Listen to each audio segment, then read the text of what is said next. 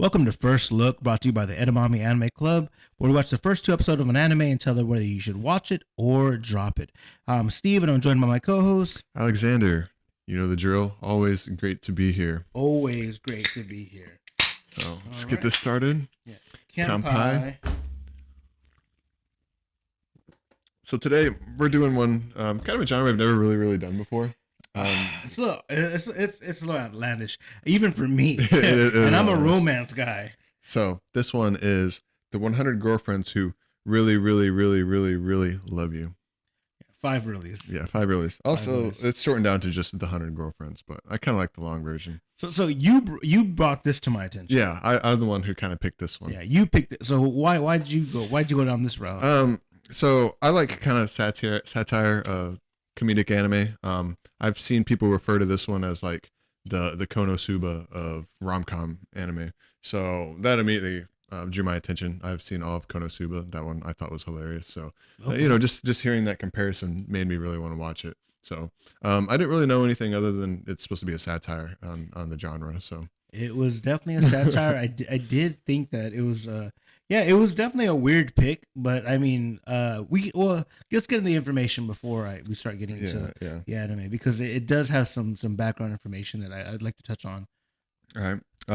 It's originally a Japanese manga series written by Rikido Nakamura and illustrated by Yukiko Nozawa. It was serialized in Seinen Manga's Weekly Young Jump since December 2019 and currently has 15 volumes. The animation series is adapted by Biberi Animation Studios, which I've never heard of it before. Yeah, it only has a couple of that. It's like new, right? Yeah, I went and looked at it. They got like 7 animes they've even done. So it's relatively new. Yeah, so it's kind of like a relative sleeper in that sense. One of the things that I thought was really interesting was by March 2022, this had over 1 million copies sold for the manga, which is pretty impressive. Agreed. In August 2020, the series ranked second out of 50 nominees in the Next Manga Award with 19,000 votes, which this is actually pretty insane because the previous first look we just did was Undead Unluck, which won first. Which it's coincidental. Yeah. But it makes it seem that like the mangas that are winning these like first and second do make it to the top of the list, and they're actually worth reading. Yeah. So that's insane, and I'm surprised that I again, this is hard for me to like. How do you rank these? The Undead Unluck and this one are relatively different. Yeah, they have some romance aspect to them both, but really they're totally different anime. Yeah, they're totally different genres. So someone came in and read all the manga and said, "This is higher than this based off what though?" They said the number of votes. Yeah. Vote. Oh, it was voted. Yeah, that's right. Yeah. So it was a fan thing, but that's awesome. Yeah. How coincidental. Yeah, I thought that was a really fucking. So cool number 2, right? Number 2. Yeah, that's badass. Undead Unluck number 1. 100 Girlfriends number 2. Nice. Yeah. All right. So that's all I got really as far as some background info. Yeah, and as far as like it also came across our attention because Reddit.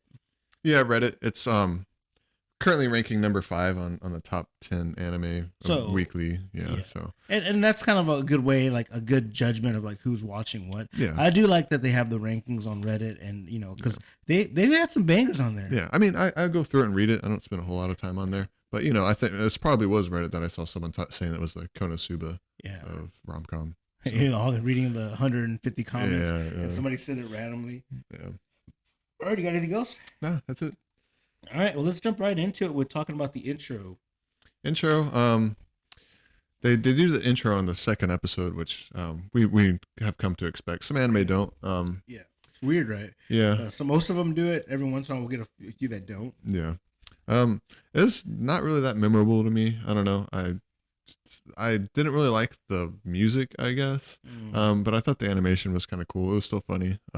And obviously the intro reveals that there's probably going to be at least 5 girlfriends this season. I absolutely adored the intro. The music was good. I liked it. Okay. I didn't hate it. I liked it. But what really gets me, and I'm going to jump into the outro with this as well, is the intro and outro are pretty similar, except the animation styles are different, like far different. One is like just like regular Japanese animation, while the ending outro is like chibi style. Yeah.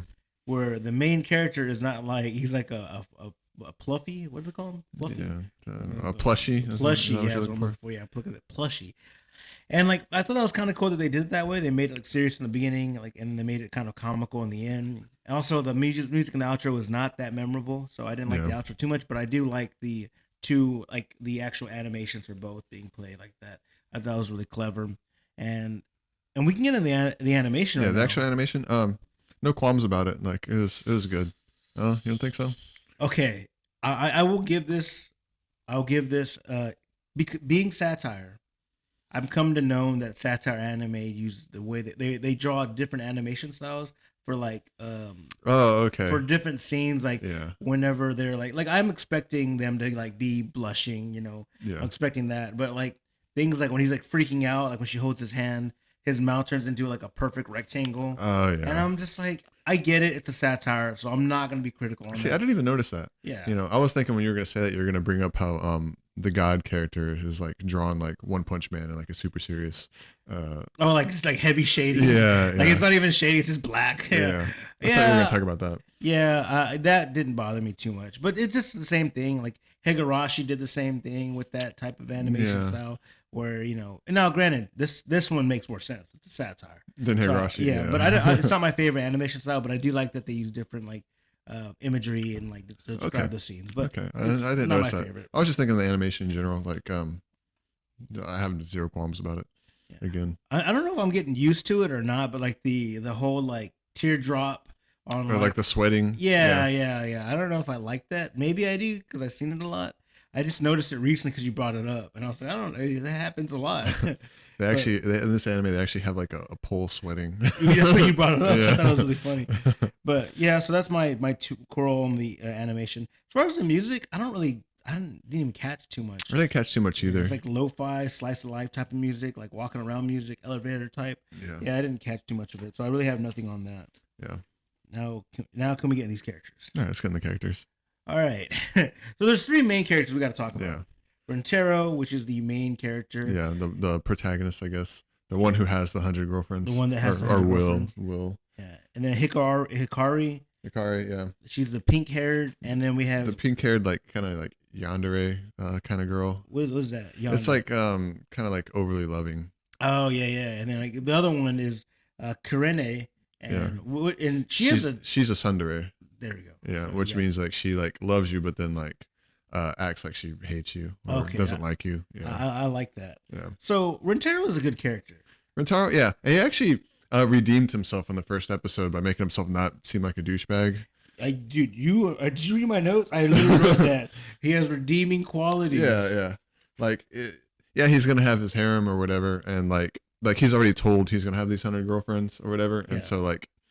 He has these two girls that like him in the story, which are Hikari and Karine, yeah. And so like he's in a dilemma of like you know, they both propose them at the same time, and he's like, well, wait, I'll give you my answer later. And he was sitting there like thinking like at first like oh, I know, I'll just like lie to them and double time them, like, and then it actually cuts the scene to when he like talks to both of them. Yeah. And I was thinking like this douchebag. Like, I was like, what a pig. Yeah. How dare you two-time Hikari and Kirine.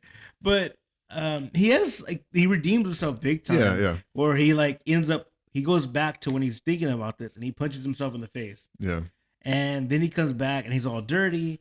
And that's one of my memorable scenes. I'll bring that up in a little bit. But yeah, he definitely is redeemed at that point. Yeah. In my eyes. It was clever writing. I mean, you might think it's stupid and over the top, which is it's the point of this anime, but I thought it was clever. It was really clever. I agree. I thought he was just going to be a pig and just cheat on 100 girlfriends. But I think that was great that they did that because it did redeem him in my eyes. Yeah, and also like he's got a good reason to, because the god of love tells him that if he rejects any of these girls, that they're basically going to die in a horrible accident. Before we get to Kari and Kirine, let's talk about the god of love. Yeah, I don't know what his name is, just the god of love. Yeah, god of love. I actually put him as an angel.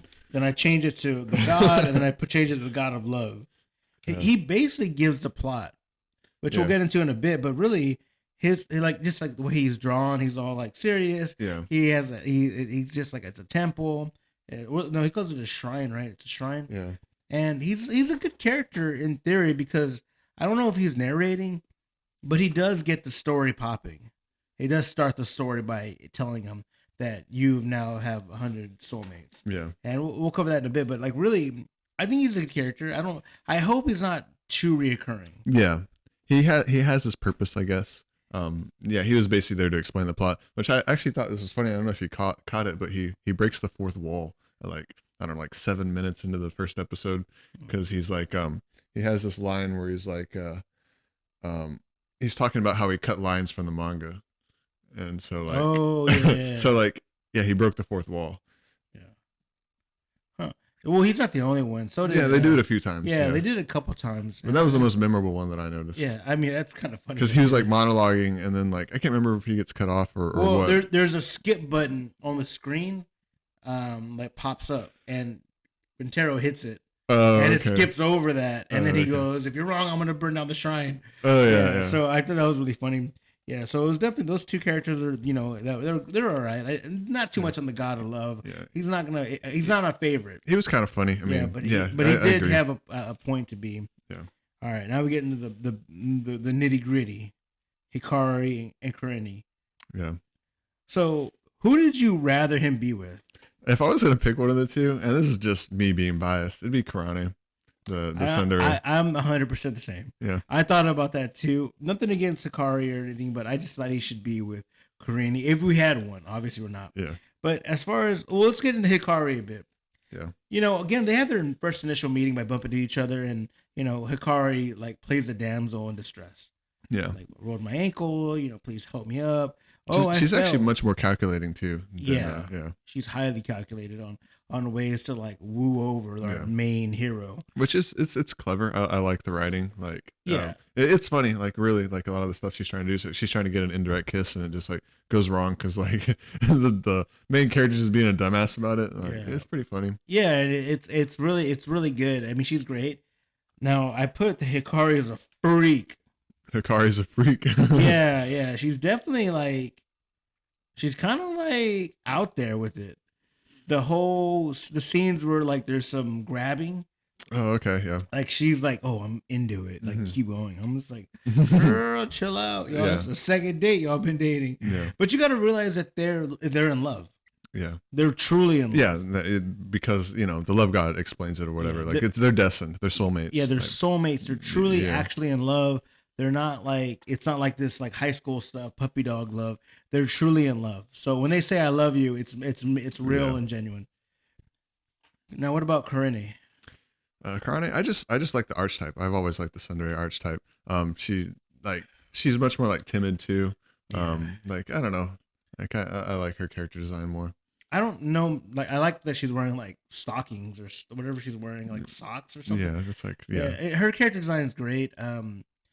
It's fine, but the way she like is like fighting off these like temptations. Yeah, and I feel like they could do that for like 100 episodes. I'm okay with it. Honestly, I really liked her voice actor. I think her voice actor really shined out. And it was good. Yeah, it was really good. Yeah, like, compared to Hikari's. Yeah, also, it was good. What do you think about the dub versus the sub? Okay, I said the sub is better. Mm-hmm. I still hold that true, but the dub ain't bad. The dub wasn't bad. I was a little annoyed by the way the main character sounded, but it after watching the sub, it translates really well. Like he does a good job re-imitating the way the sub is. I agree. So we watch them one in dub and one in sub. Yeah. I really wish we watched the second episode dub and the first one. Yeah. Because I was having trouble following their names because they were doing this whole like speaking at the same time kind of thing. Yeah, that was a really challenging part for me at least, because we had to like actually look up their names. Because they say it while they're all saying at the same time. Yeah. But those are the three main characters that we got. I don't think we have anyone else. Oh, we have one more. Who are we forgetting? Well, let's see. Are you talking about the fourth girlfriend or third girlfriend? No, not her. Not her. Oh, okay. Like actual has monologue. Has a monologue.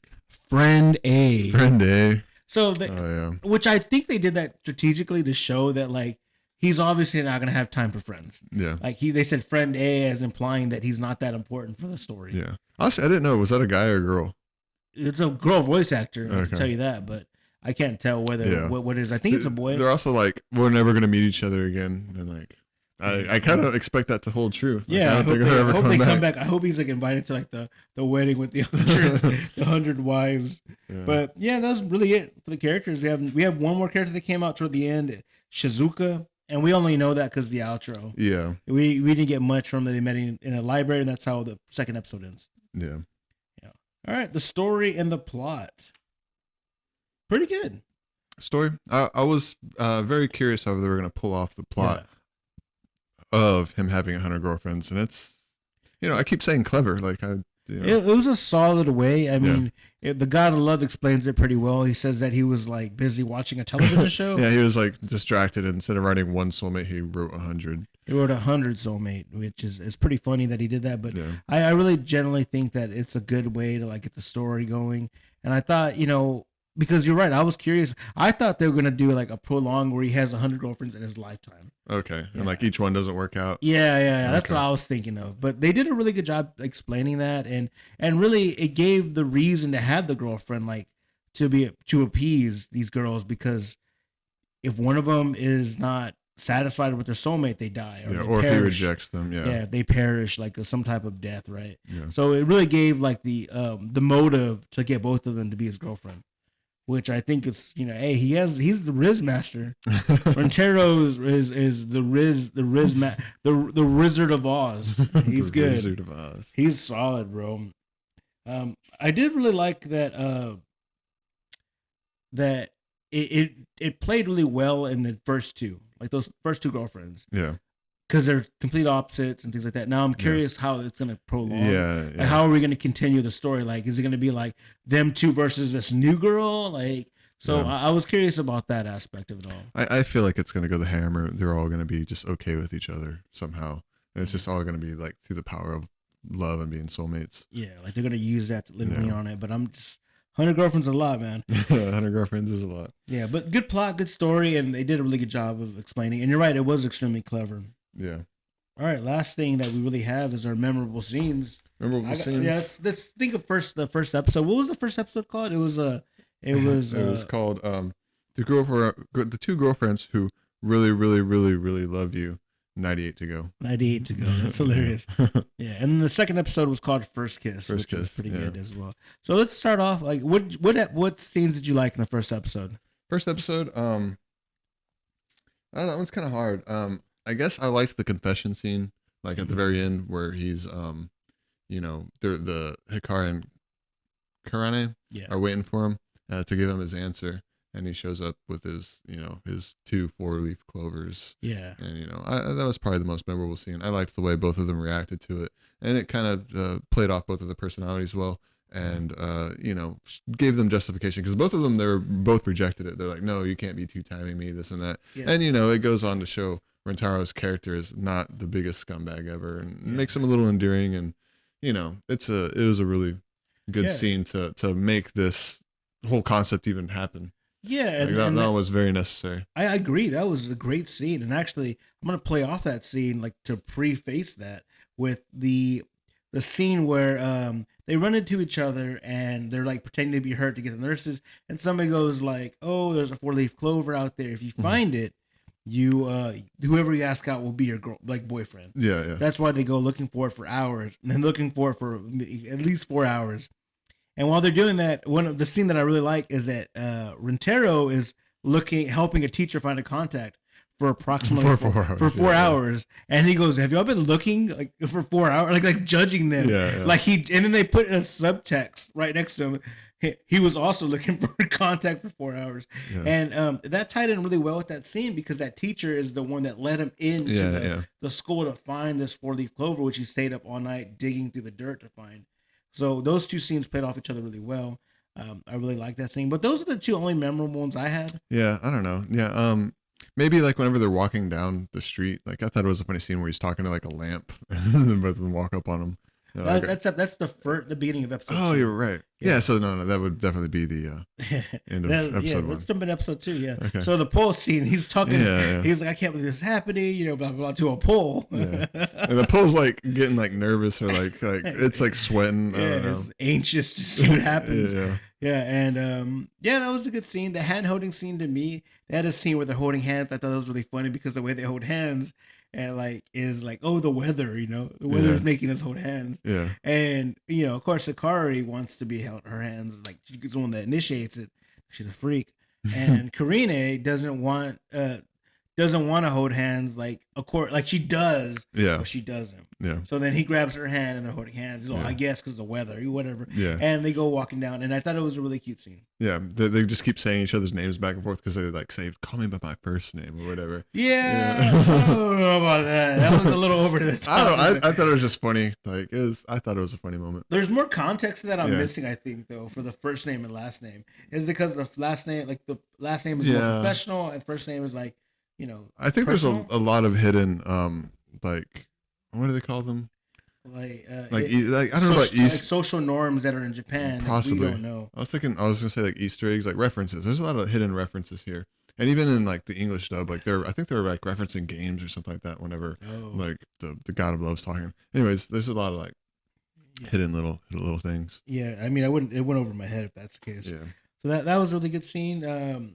I'm gonna let you go, like, because I think you're gonna have the same scene I'm gonna pick. The scene where he's getting his eyes poked as they're like eating. That was really funny. Oh man, that was so great, dude. And it's funny that whoever animated this did a good job because like they're feeding him, and Karina stabs him in the eye with the cookie. Yeah. And like the scenes, like the frames after that, his eyes all red. Yeah, his eyes are all red. Yeah. Yeah, and then later on, she stabs him in the other eye with like they call it it's like a pocky stick. They call them pocky. They're pocky sticks here. I think they're baki on there. Yeah, they say baki. That might just be avoid copyright. Yeah, so that was really funny. But yeah, Hikari stabs him in the other eye. That was pretty funny. Yeah, it was great. Yeah. And then they like acknowledge it afterwards. They're like, "Why are your eyes pink? Like, are you sick?" Yeah, I agree. But that leads into my favorite scene is the kissing scene. The kissing scene, like the contrived kissing scene, or the actual kissing? No, like the strategic kicking. Yeah. Charles, get out of it. Let's leave him alone. He's gonna knock the camera over. Sit. Good. So the kissing scene, the super strategic kissing scene, which to me was the hilarious. It was so it was like so elaborate. Yeah. I was like, that's pretty funny that he's like fantasizing. He like already knew what to do. Yeah.